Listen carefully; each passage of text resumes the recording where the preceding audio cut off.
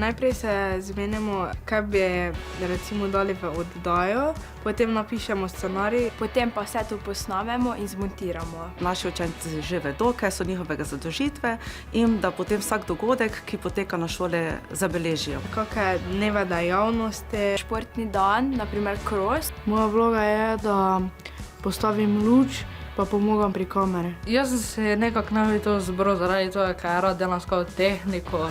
Montira pa najbolj učiteljica, pa včasih tudi probamo mi. Lani sem sodelovala pri predmetu šolsko novinarstvo, letos pa sodelujem pri šolska televizija. Oddaja nastaja v okviru izbirnega predmeta, televizija. Ko sem slišala zdaj, sem se prijavila. Treba je upoštevati želje učencev in te oni na njihovih krilih nosijo njihove ideje in jaz jim rada ustrežem. Včasih se predstavim kot novinarka, včasih tudi kot napovedovalka.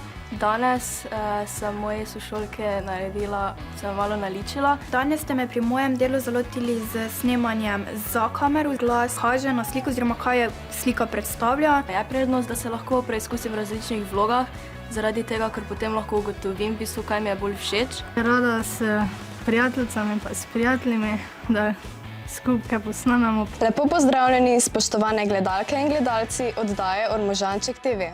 Največ dela je pri tem, da se zberemo in skupaj posnamemo pred kamero. Včasih imam tudi malo trema, samo drugače ne je to. Naša oddaja je tudi na KTV Ormož. Včasih nam ti, ki delajo na lokalni televiziji, povejo, da je naprimer kaj narobe z našo svetlobo ali pa z glasom, pa da naj to popravimo, pa potem skušamo v naši naslednji oddaji to popraviti.